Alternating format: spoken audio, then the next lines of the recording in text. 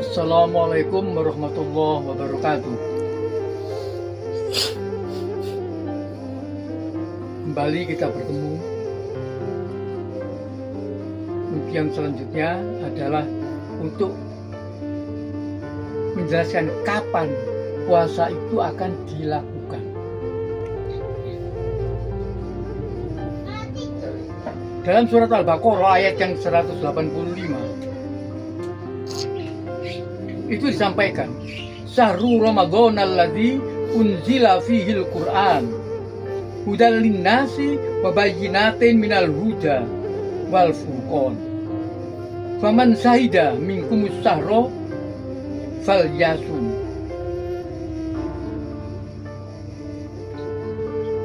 Bulan Ramadan diturunkannya Al-Qur'an di dalam bulan Ramadan yang menjadi hudal linnas, menjadi petunjuk bagi manusia, wa bayyinatin, dan menjadi penjelasan keterangan minal huda, daripada petunjuk itu, wal furqan, dan membedakan.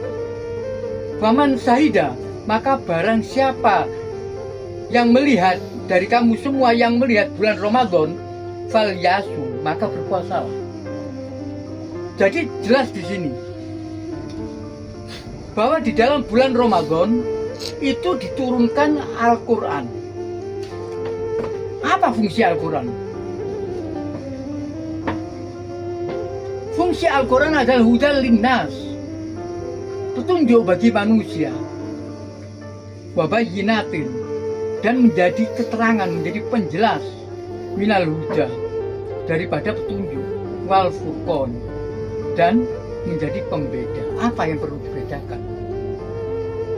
Ya, untuk membedakan hal yang baik dan yang buruk. Itu yang dibedakan oleh Al-Quran. Jadi Al-Quran itu jelas maksudnya itu adalah untuk membentuk manusia, membentuk moral manusia itu menjadi lebih positif, menjadi lebih baik. Caranya bagaimana? Dengan puasa. Caranya adalah dengan puasa. Nah, kapan puasa itu dilakukan? Faman syahida minkumus syahra, maka barang siapa yang menyaksikan dari kamu semua bulan Ramadan, falyasum, maka berpuasalah. Jadi jelas bahwa di bulan Ramadan itu adalah bulan Muslim, mukmin, itu untuk berpuasa, melakukan siam, melakukan puasa. Nah, dengan puasa itu, seperti yang saya sampaikan yang lalu, adalah untuk mengenal, untuk membangun moral, mental daripada manusia itu sendiri, menjadi lebih positif, menjadi lebih peduli terhadap lingkungan, terhadap sesama. Nah, itulah pentingnya orang mempelajari Al-Quran. Jadi saran saya, Al-Quran itu harus dimengerti, difahami apa isi dan nilai daripada Al-Quran itu. Jadi jangan hanya sekedar dibaca saja. Dibaca boleh, orang kalau kiroah itu, waduh, enaknya setengah mati. Saya kalau mendengarkan orang kiroah itu, saya sendiri tidak bisa kiroah itu. Tapi mendengarkan orang kiroah itu sangat senang sekali. Adem rasanya hati itu. Tapi alangkah baiknya kalau difahami, dimengerti isi dan nilai daripada Al-Quran itu, setiap ayat-ayat itu apa maksudnya. Jadi jelas dengan kalimat faman syahida minkumus syahra falyasum, maka barang siapa dari kamu semua yang melihat bulan Ramadan, falyasum, maka berpuasalah.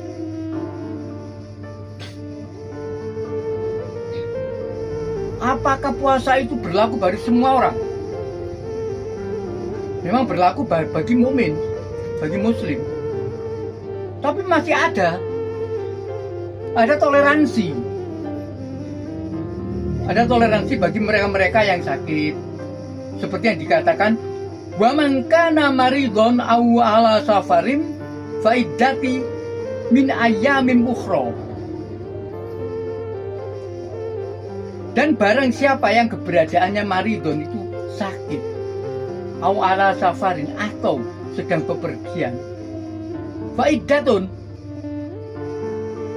mongko maka wajib dihitung min ayyamin ukhra, daripada hari-hari yang lain.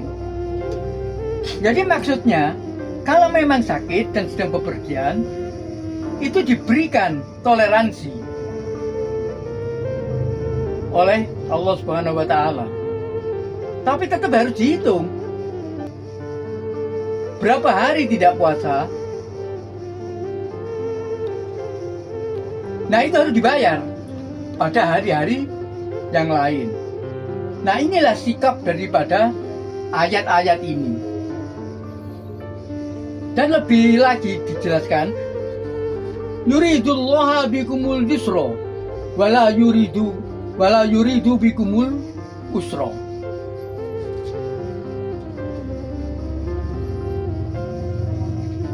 Allah berkehendak pada kamu semua itu pada gampang.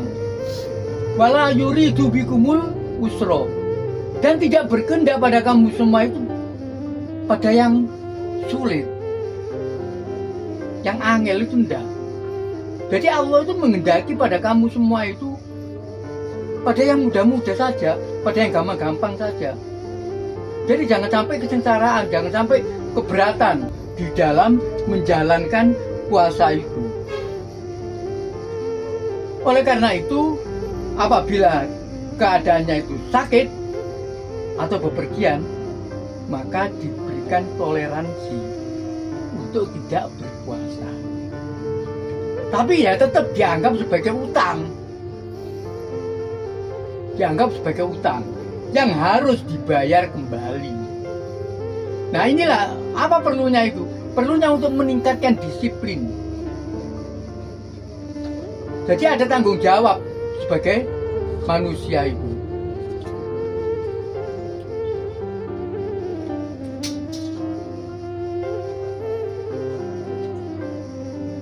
Walitukmilul iddati walitukabirullahu ala mahada bikum wala'allakum tashkurun.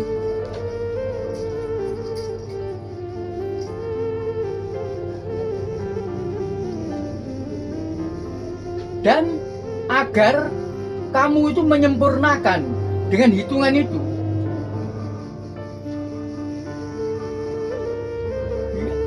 Hitungan itu sempurnakan. Jadi hutangnya berapa, itu harus dibayar. Jadi kalau puasa itu totalnya 30 hari misalnya, lalu yang nggak puasa itu 5 hari, ya 5 hari itu harus dibayar. Nah, dengan demikian maka Allah itu jelas memberikan kemudahan-kemudahan kepada manusia, agar manusia itu mengagungkan Allah Subhanahu wa Ta'ala. Alamahada bikum wala'allakum tashkurun. Allah menunjukkan pada kamu semua wala'allakum tashkurun, agar kamu semua menjadi bersyukur. Jadi jelas, kalau pada ayat sebelumnya itu dikatakan la'allakum tattaqun, supaya bertakwa. Nah, ini wala'allakum tashkurun, supaya bersyukur. Jadi mensyukuri nikmat Allah Subhanahu wa Ta'ala itu adalah wajib. Wajib bagi mukmin, bagi orang yang percaya kepada Allah, bagi orang yang percaya kepada Al-Quran. Sehingga kehidupannya itu benar-benar bisa menjadi harmonis. Kehidupan yang harmonis. Jadi bisa mengukur segala sesuatunya itu. Dengan demikian, Kalau hidup itu sudah bisa terukur, bisa diukur dengan kemampuannya, itu enak orang itu. Orang itu tidak bakal ngoyo. Kalau orang sudah bersyukur, bisa mensyukuri apa yang diberikan oleh Allah Subhanahu wa Ta'ala, maka orang itu akan damai hidupnya. Nah, inilah pentingnya kedamaian di dalam hidup itu. Dengan cara bersyukur, insya Allah kita semua akan menjadi manusia-manusia yang damai, manusia-manusia yang rukun, yang harmonis di dalam berhablum minan nas. Nah, demikian itulah manfaat daripada puasa, tujuan daripada puasa, di samping wala'allakum tattaqun, juga wala'allakum tashkurun.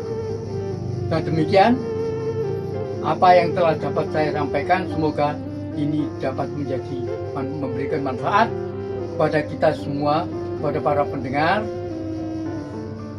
agar supaya memiliki kehidupan yang lebih harmonis, lebih damai, lebih rukun di antara sesamanya. Demikian akhirul kalam. Fattaqullaha mastata'tum billahi fi sabilil haq. Wassalamualaikum warahmatullahi wabarakatuh.